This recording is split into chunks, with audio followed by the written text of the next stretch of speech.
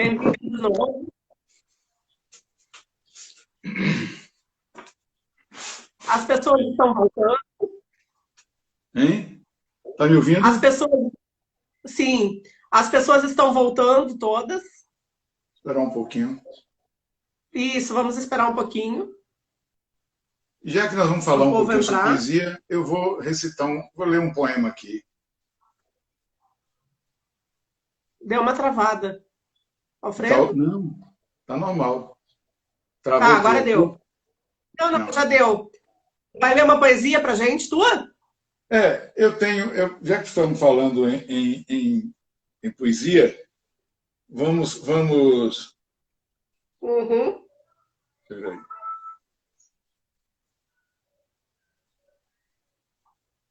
Eu selecionei dois poemas aqui. Uma foi que nós lançamos no Valenciano, e outra, que é mais recente, eu vou ler essa. Depois eu falo sobre o problema da poesia. Sueli tinha perguntado aí sobre... Eu gosto de Castro Alves. Eu tenho uma infinidade de poetas. Eu não gosto de escolher, entendeu? Indiscutivelmente, Castro Alves é o poeta épico brasileiro mais importante. Épico. Mas aqui na Bahia nós temos poetas fantásticos. A começar com Gregório, né, considerado um dos primeiros poetas brasileiros, Gregório de Matos. Mas eu gosto da poesia, sabe, tradicional, parnasiana, e gosto também do verso livre. Eu adoro Quintana, eu gosto de Drummond, Bandeira, sabe, Cecília, Tiago de Mello, e Ferreira Goulart, tanta gente, Cassiano Ricardo, Menotti, Del Pique, tem tanta gente, sabe? A gente corre o risco até de evitar alguma coisa. Mas o Castro Alves, porque era como um poeta romântico e com uma formação parnasiana também, ele tem um ritmo, sabe, parece uma coisa assim de tropa, sabe? Os versos dele são, os decassílabos e os alexandrinos são maravilhosos. Mas eu gosto de muita gente, muita poesia aí. Fora daqui eu gosto muito de Lorca, Mayakovsky, Neruda, o próprio Borges. Tem muita gente boa. Eu não gosto de... O Miyakoto tem poemas maravilhosos. Eu tenho influência muito grande de Miyakoto, é mais recente. Eu tenho toda a obra dele. Eu ia te perguntar a tua influência de Miyakoto. Eu gosto muito de Miyakoto. Eu acho que Miyakoto tem uma coisa espetacular, que ele chega a ser até extravagante no uso da metáfora. Ele é muito difícil, frase a frase, ele usa a metáfora como uma forma de expressão, né? E isso me encanta, porque eu escrevo realmente, eu nunca perdi aquele vínculo, aquela coisa da poesia, né? Eu sempre estive ligado muito à forma poética.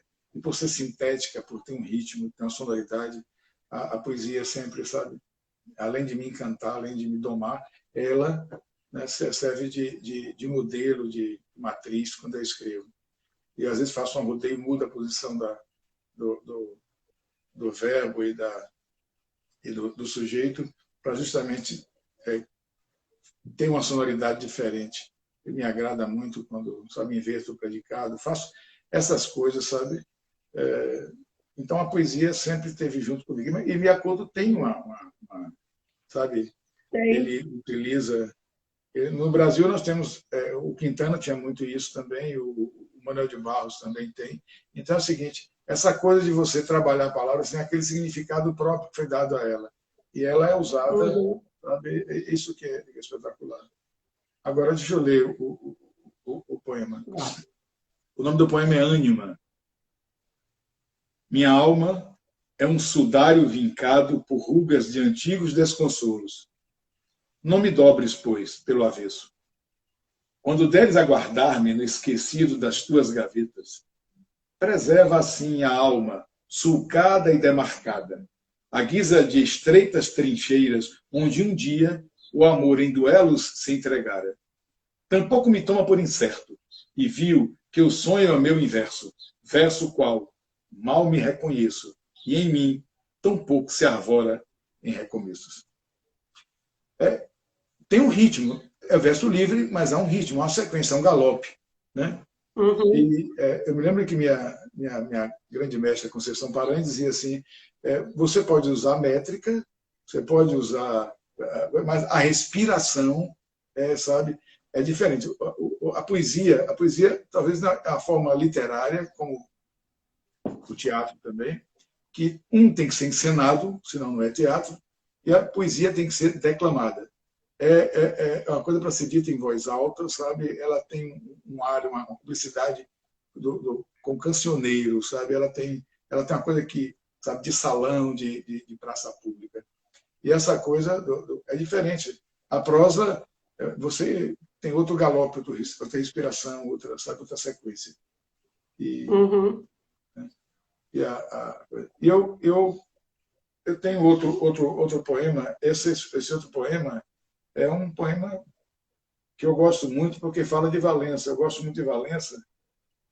E Valença teve me ajudou muito nessa formação literária, porque me deu tempo, né? Me deu tempo e me aproveitou esse tempo de maturidade para que, olha, pode abrir as gavetas e vamos botar no papel. Então, eu tenho essa gratidão por Valença. E fiz um poema, Fim de Tarde. É para Valença isso aqui. Os braços da noite trazem as tatuagens do silêncio e são capazes de afagos e gestos de abandono. Valença é morna e tem preguiça quando anoitece. Seus veleiros e canoas, brancos barcos de tantas cores, trocam segredos e lamentos num roçar de amarras, em cujo cais somos apenas vestígio de saudade. E sentamos ali, onde o mundo todo acontece, e todo sonho, e toda espreita, e tudo que deve ser esquecido ou despertado. O cais, a velha igreja do amparo, o rufar dos incrédulos, o passar dos anônimos, a gente simples em seu retorno. O rio, os últimos barcos, o apito silencioso da tecelagem, as luzes da recreativa, o casarão de tantos olhos. Valença é morna e adormece em si, muda ante a inquietude de seus vigias. Eu acho que é uma homenagem que eu podia ter feito e fiz, né, para Valença, que acho que reflete o cais ali do porto, aquela paisagem ali no entorno. Uhum. Eu vou, antes de continuar, eu só vou registrar aqui a entrada aqui nessa live da Jamile que fez as ilustrações de alguns livros da Vela, né, Jamile Menezes, e que vai estar comigo numa live na terça-feira. Ela vai estar comigo, a Lisai, numa live terça-feira. Trívio foi Jamile também que fez, entendeu? Uhum. Os outros livros, aqui é desenho meu, né? Isso aqui eu fiz a capa. Agora, os outros livros, quem tem feito a obra arte final é um sobrinho meu, Leandro Lacerda, entendeu? Ele fez, inclusive, da antologia, ele fez, né? Ele trabalha muito bem com a parte... Jamile e Zay, desculpa, vão estar comigo numa live terça-feira, mas a live vai ser às 20 horas, porque Zay mora na Austrália e aí a gente tem o problema do fuso horário, né? E também tem uma pessoa aqui que gostou muito da leitura do teu primeiro poema, só disse que gostaria que tu lesse mais devagar, que é a escritora Elizabeth Nascimento, ela é do Rio de Janeiro, tem várias obras publicadas, também é da Baixada Fluminense, e é uma escritora. Eu comprei agora a obra completa dela, os 9 livros, e seria bem interessante conhecer. E eu vou também fazer uma live com ela no final do mês. Ótimo, ótimo. Tenho interesse em assistir. Vai ser no dia 29, sábado. Ela vai estar comigo. E... Pode falar, Alfredo. Não, quanto eu escrevo, leio para mim mesmo, mas muitas vezes para declamar. Tem gente que tem uma arte fantástica para declamar. Eu não sou bom declamador. né? Mas eu prometo a ela que, ao final, eu leio mais devagar para ela, o mesmo poema. É curto. Tá bom. E tu separou mais algum conto curto, alguma coisa que tu poderia ler pra gente? A tua obra, tu falou no início, né? Tu tens romances, poemas, contos, crônicas também? Não, crônica não. Eu tenho romance, poesia e Poesia? novelas e contos. Contos, romance, novelas Sim. e poesia. Não sou cronista, né? Uhum. Deixa eu colocar aqui, acho que eu tenho aqui um texto de Um abraço para Leandro Cerda, para Ceci Azevedo, que acabaram de entrar. Deixa eu ver aqui onde é que está isso aqui. Poxa, procurar. Eu não me encanto Tranquilo. mais. Tudo bem, vamos lá. Eu vou procurando aqui. Eu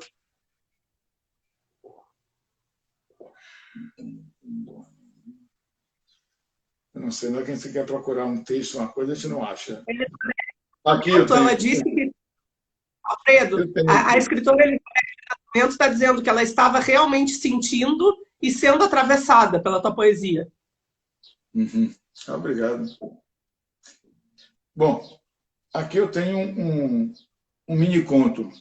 É curto. Uhum. Encantamento, quase um espanto. É o título. Num canto de mundo, um homem estatuado, talhado em bronze e espera, desafia lonjuras diante de um mar sem fim. O mar ora lhe principia todos os abismos. Cúmplice de desistências, o homem vai aos poucos se desapegando das saudades. Parece que contabiliza as ondas que quebram na praia. É um homem despossuído de sofreguidão que se entrega a conjugar paciências. O lusco-fusco vem lhe achuriar a silhueta no perfil do abandono. Risco ambíguo em um inventado às avessas de uma alma ou um ser que mal lhe pertence. Talvez seja tão somente um poema sem préstimo ou coisa semelhante que o valha. O homem olha o mundo como um dono de um rebanho. O mundo lhe devolve o olhar. É quando a curiosidade ou impertinência faz-me refém e abeiro-me de seu silêncio e sombras. Resignado e sem introitos, ele me confessa. Descobri que as manhãs se apaixonaram por mim e com a voz melíflua desata uma paixão avassaladora, capaz de rasgar nuvens e desabotoar sóis. Todos os dias e quase à mesma hora, vem dar as caras por aqui para saciar o anseio de me ver chegar. Ah, meu desconhecido amigo, diz-me, envolto em uma cruel e morna melancolia, pois tenho medo em magoá-las. Estas frágeis manhãs de outono, banhadas em insônias e desalentos. E se me permite a arenga, não imaginas como me tem custado desanoitecer-me, e aos poucos vai se transformando em distância, até afundar-se na movediça areia que ora nos engolfava. Que lindo! Eu fiquei, assim, pessoalmente encantada quando tu fala em conjugar paciências, né? E as manhãs se apaixonaram por mim. Aí eu não posso deixar de dizer que me lembra da escrita dos africanos, né? Eu já te falei isso pessoalmente. Miyakoto ele personaliza muito a natureza. Me lembrou muito a escrita de Mia Couto, né? Esse brinquedo com as palavras, né? Tua esposa está dando parabéns para o marido, né? Esse brinquedo com as palavras, né? Esse jogo de palavras que dá essa beleza também para a escrita, né? Não só a profundidade, mas a beleza. A interpretação da ideia a plasticidade, muitas vezes, ela dá uma... Eu me lembro da definição do que é ser poeta, de Cassiano Ricardo. Cassiano Ricardo tem um verso que ele diz assim: o poeta, com sua lanterna mágica, está no começo das coisas. É a maior definição que eu já vi sobre o poeta. Você analisa o facho de luz de uma lanterna, ela é ascendente, né? Ela cria aquele cone, E se você está na escuridão sem ver nada e acende, o mundo todo surge a partir dali, a partir de você. Você torna-se os olhos do universo. Então, no começo das coisas, né, essa interpretação visual, sabe, essa plasticidade do verso é que encanta. E muitas vezes você utilizar termos que você não pode conjugar, que não existe, inclusive, na gramática, só o escritor, só o poeta pode. Né? Morrer, por exemplo, só se você dá um significado metafórico. Chover, por exemplo, também só metafórico. Né? Então, se você anoitecesse, amanhecer, né? Você chover de lamentos, você sabe. Eu acho que essa aproximação da natureza com o ser, sabe, essa confusão, essa boa e maravilhosa confusão da vida e das vivências é que torna a literatura cativante. Uhum. Sim. E tu separou mais algum texto ou eram só esses?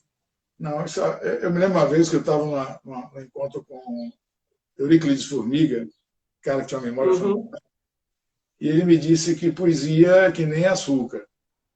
Né? Se você come muito, enjoa. Pode ser gostoso, mas vou botar isso aqui dos... A professora Luziane está perguntando se tu tem algum poema nessa época de pandemia. Se tu escreveu algum poema inspirado. Não. Não. A poesia, ela funciona muito mais como cura para mim do que como... Eu estou curado por causa da poesia. Eu vou ler esse pequenininho aqui. A terra dos guarda-chuvas. Desapegados, os guarda-chuvas deram a abandonar seus donos. Por sobre os bancos de praças, escondidos atrás das portas, ou vez por outra, sobre o tampo das mesas de algum bar. Ah, que saudade de antanho! Quando os guarda-chuvas, sem que os chamássemos, nos seguiam saltitantes, tão logo nos erguíamos a caminho de casa. Quando isso não sucedia, bastava tão somente um assobio, e os mesmos surgiam à nossa volta em descabida e canina alegria. Mas os tempos hoje são outros, e outras também são as nossas chuvas. Muito legal. Muito bacana. Legal, né? Eu estava vendo aqui no teu livro O Cego Damião e o Seu Cavalo de 12 Patas. Eu acho muito interessante, se tu me permitir ler, a nota de rodapé que tu escreve. Eu posso ler? Pode ler. Eu acho muito bacana que diz o seguinte: nota de rodapé. De mim escrevo tão somente nas entrelinhas. Se por motivo de jura, algo qualquer que se desconheça, amor ou ódio, poesia e prosa, alguém guardar de mim pretenso desejo em desvelar-me, despreza, pois, aquilo que falo. Ouve somente aquilo que emana no instante que me calo. É quando o meu silêncio é grito. Eu acho muito bacana isso, né? Se tu puder fazer algum comentário em relação, né, a essa nota de rodapé, eu tinha esse poema, como eu ia fazer uma apresentação, que é uma apresentação brilhante de Rosângela, né? Rosângela fez um laço maravilhoso. E eu digo que vou botar algumas palavras aqui, eu olhei, eu já tinha esse poema pronto, eu digo, é isso. Entendeu? Tem coisas ali que... as entrelinhas, para mim, têm um significado muito grande. Né? Quando você escreve, você deixa entre um suspiro e outro, antes de você chegar a outra linha ou outro verso, as pessoas começam sabe, aquele instante que você precisa dar uma parada e você fazer isso. E muitas vezes o silêncio, alguém não responde uma coisa, ou engasgou, que já é uma coisa, ou berra, ou o silêncio às vezes agride mais do que Então eu acho que essa entrelinha, essa lacuna, esse vácuo que tem entre um processo criativo, tanto na prosa quanto na poesia, ela diz muito, entendeu?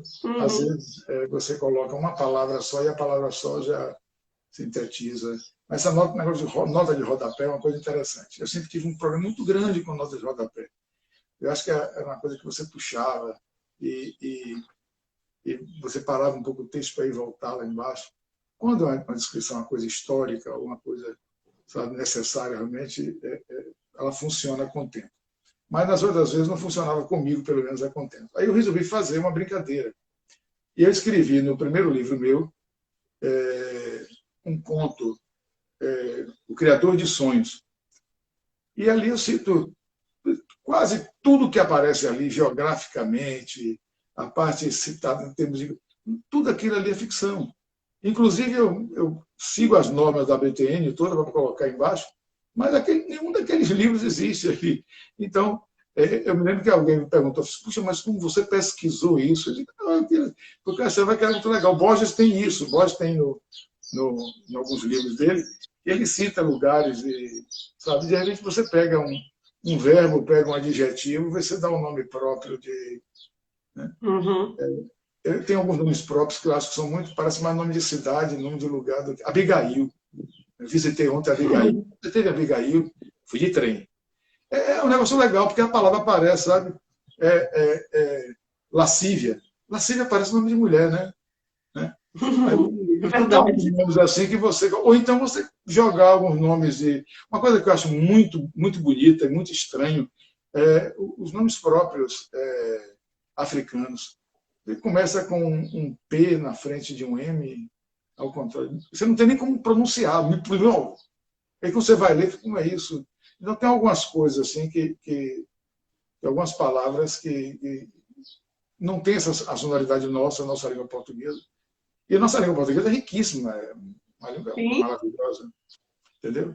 A musicalidade do português, do espanhol, sabe? Ele tem uma coisa... Quando você pega o inglês parece uma língua universal, mas ele não tem a musicalidade, né? Não tem essa... Você usa muita coisa abreviada, muito lugar comum. Você usa de acordo com a frase para entender aquele... Entendeu? Eu acho que você tem... A nossa língua é extraordinária. E acho que tem que ter esse respeito com a língua. A pessoa tem que saber contar uma boa história, mas também tem que escrever bem.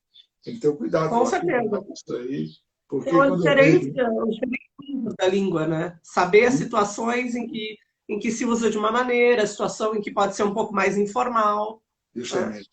Mas isso eu coloco muito com a personagem. A personagem tem esse direito de fazer isso, né? Tem direito até de falar errado. Mas o contexto, a língua bem escrita, tem algumas pessoas que reclamam de mim. Você é muito erudito. Mas não é ser erudito, sabe? É o respeito à língua, né? Uhum. Como diz Caetano, a língua é minha pátria, né? Então, eu acho que tem que ser por Sim. aí. Você tem que ter esse cuidado. Quando eu vejo a meninada aí na rede social abreviando e botando o uso de palavras chulas e gíria demais, tem coisas que interessantes, mas tem outras coisas que não, né? Eu acho que a gente tem que ter um respeito pela nossa fala, pela nossa língua. Não, mas é engraçado que uma vez eu dei uma prova para os meus alunos e eram umas tirinhas em quadrinhos da Mônica. E aí eu perguntei assim, o que aconteceu aqui com o ursinho lá, com o ursinho da Mônica? Ele se lascou. Eu disse, eu não posso avaliar isso. Como é que tu vai colocar numa prova de escola que ele se lascou? Se lascou é um termo que tu usas no dia a dia, mas na escrita é outra coisa, né? É a mesma coisa do uso Então, do palavrão. O palavrão é uma coisa tão séria, algumas vezes tem um significado tão oposto, que você tem que saber como vai. Ele é tão importante que você não pode jogar fora, nem usar assim, de uma forma cotidianamente. Eu acho que quem já tomou uma topada sabe que o valor e a importância do palavrão. Dá uma topada no meio da rua e você não vai xingar isso, nem aquilo outro. Eu acho que tem certas coisas, sabe? A mesma coisa, eu prefiro que o indivíduo use muito bem um palavrão a usar uma linguagem chula ou usar uma gíria. Eu não gosto muito de gíria. Também não gosto dos anglicismos. Se você tem uma palavra que no nosso vocabulário, não necessidade de você usar, entendeu? Tanto que eu não vou chamar mais Night Live da Maureen. Eu vou chamar agora as aparições da Maureen, alguma coisa assim. Entendeu? Eu acho tão legal quando dizem assim, vou pegar a barca. Legal, para que dizer ferryboat? É a barca mais bonita. Sim, sim. E nessa nota de rodapé, o que me chamou a atenção também, por isso que eu te pedi para falar, é que eu estudo os movimentos das literaturas periféricas. É algo que eu tenho me dedicado há alguns anos. E um dos grandes nomes, né, que começou esse movimento no Brasil, que é o Sérgio Vaz, ele diz nos saraus, o silêncio é a prece. O silêncio é uma prece. Então, eu acho que muito para também nos ensinar a ouvir, né? E esse respeito que um tem que ter com o outro na hora da declamação, né? Isso no contexto do sarau. Eu me lembrei muito da questão da gente grita muito internamente, mas o silêncio é uma prece. Então são várias interpretações, né, Alfredo, que a gente pode fazer. Você, Tem uma linha de... você já deve ter assistido algum filme em que propositadamente o cineasta ele dá um espaço logo depois da apresentação dos créditos do elenco entre para começar o filme, né? Ou ele coloca uma coisa, uma cena muito curta, como o mote mesmo da história dali, e depois tem uma lacuna, assim, às vezes, de 20 ou 30 segundos, a tela escura, em silêncio.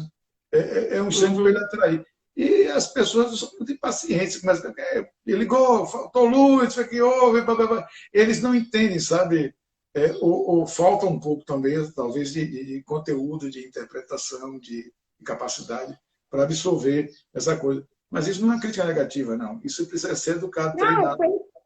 Né? mas eu acho que é muito do imediatismo, né? Por exemplo, quando eu comecei a fazer essas lives, eu não estava com uma internet tão boa. Depois eu tive que arrumar a internet para trabalhar, né? Isso é irônico na pandemia, né? Tive que aumentar a velocidade da minha internet, não só para as lives, mas para outros trabalhos. E muitas vezes acontecia de só ficar a voz aqui da pessoa. Eu dizia, olha, para performance, para o que a gente quer, para o diálogo, isso é importante. Claro que a gente quer ver um ao outro, principalmente nesse momento. Mas se não tem a imagem, o que está me interessando também é o que a pessoa está dizendo, entende, Alfredo? Então vamos seguir, vamos ficar. Muita gente não ficava, porque tem o imediatismo, né, da coisa ter que funcionar bem, é a imagem, é o som, é essa coisa do cinema, se deu um problema aqui, eu vou me embora. Então, eu acho que isso é muito do contemporâneo também, né? É do mundo contemporâneo que Nós a temos gente muita vive. pressa. Eu mesmo sou muito apressado. Por isso que eu escrevo mais contos do que romance. Porque eu fico, eu digo, olha, eu quero ter essa história assim, vamos simplificar, e muitas vezes, né, tinha uma amiga minha que dizia o seguinte, mas cada capítulo desse, eu tenho um livro que eu nunca editei, Do Outro Lado do Sol, Realismo Fantástico, mas é um livro muito grande, vai ser muito caro, um livro vai sair umas 400 a 500 páginas. Aí ela dizia para mim assim, mas se você separar cada capítulo, cada capítulo deve fazer um livro. Eu digo, poxa, eu não estou tendo paciência para escrever um, você quer que ele faça vários. Né? Mas essa coisa, nós vivemos num mundo muito apressado, né? A gente tem pressa para tudo. Uhum. Eu vou vou me encaminhar para o final, né? Porque também a gente já está aqui há 1h30, né? O tempo passa, a conversa está tão boa, né? Que se deixar a gente fica. Ricardo está dizendo aqui que o silêncio na fala é o espaço em branco no papel. E o espaço em branco no papel é muito importante na comunicação. Fala mais que o escrito e o falado. Né? Comentário. Agora, tem O uma coisa silêncio comunica. interessante. Tem uma coisa interessante nessa lacuna. Né? Tem um momento que você pode utilizar realmente como o vazio do artista, do quem escreve, ou de quem. E o outro é você cobrar a interpretação, a sensação, sabe, sentir o gosto de alguma coisa, nesse você dá uma trégua para. Né? Espera um pouquinho que você vai entender isso. Eu acho que Uhum. você falou o termo prece, é interessante. Eu me lembro que eu saía do colégio e entrava na Igreja da Ajuda, ali no Salvador. E a Igreja da Ajuda é onde é, é, você. Hoje está praticamente, pela localização dela ali, não tem os sermões todos de. Agora me fugiu. Uhum. eu sentava ali naquele vazio, naquela solidão ali da igreja, com aquela nave toda vazia, né? Aquela cúpula ali. E ali ficava ouvindo aquele silêncio, ou um morcego que atravessava. Aquilo me encantava, sabe? Esse silêncio. Eu vi que o silêncio tinha uma linguagem muito... Diz muita coisa, né? E ali Filosoficamente falando, ele diz muita coisa. O Antônio Vieira, ele foi padre dali, né? Ele, os sermões dele foram escritos ali. Então, eu sentava muitas vezes embaixo do púlpito dele, aquele lateral ali, e parece que disse, poxa, é bem capaz de aparecer ali uma hora dessa e como é tão atual, né? Mas o silêncio... É isso, Alfredo. É isso. Eu vou ter que terminar, né? Porque nós já estamos aqui com 1h30. Como eu disse, por mim eu ficava aqui conversando contigo, que é uma conversa só de aprendizado, é uma conversa muito agradável, em que eu sempre aprendo muito. E volto a te agradecer imensamente por tu dispor do teu tempo, por essa troca. Foi minha estreia, como você pode colocar, eu vou colocar no meu currículo, minha primeira live foi com a Maureen, entendeu? Tem várias pessoas que estrearam comigo e eu dei sorte, viu? Posso falar que... A estreia sempre é importante. Então tá, Alfredo, muito, muito obrigada. Podes fazer as tuas considerações finais, falar as tuas palavras aí, mas eu desde já te agradeço imensamente por essa tarde tão deliciosa, assim, tão prazerosa. Obrigado. Eu espero que as pessoas que ficaram conosco até agora tenham gostado do bate-papo. Não era minha intenção fazer nada de palestra. Se eu me excedi em alguma coisa, perdoe. Não. Se faltou alguma coisa, me perdoe também. Mas é que é arrebatador a literatura. O tema já é... Sabe? Quando você encontra alguém para trocar figurinhas, é muito bom. Entendeu? Eu quero agradecer. Só uma coisa. Se alguém quiser, porque eu tenho aqui pessoas também, tem alunos meus, alunos do Ricardo que entram, pessoas de fora que já acompanham a minha live. Se alguém quiser comprar um livro teu, faz como? Isso é importante. Não, pode me procurar que eu não vendo meus livros, quase que eu não vendo meus livros. Muito pouco eu vendi meus livros. Então, as pessoas, quando estão interessadas, eu gostaria de ler. Então e eu fico muito feliz quando eu encontro alguém. Uma vez eu encontrei no caminho para Salvador, na barca, né, no ferryboat, tinha um sujeito com um livro, eu digo, aquele é meu livro. E olhava, e era meu livro, mas eu digo, eu não tive coragem de perguntar se ele gostou, sou eu. Não, eu acho muito legal. Se as pessoas têm esse interesse, entendeu? Às vezes a gente chega e pensa, olha, eu li seu livro. Eu digo, foi você? É tão difícil alguém ler um livro que a gente economiza nisso, assim, dizer, foi o pouco dos agrada. E é isso, eu quero agradecer a você, agradecer a todas as pessoas que deram a paciência de me escutar aqui e eu espero ter a oportunidade.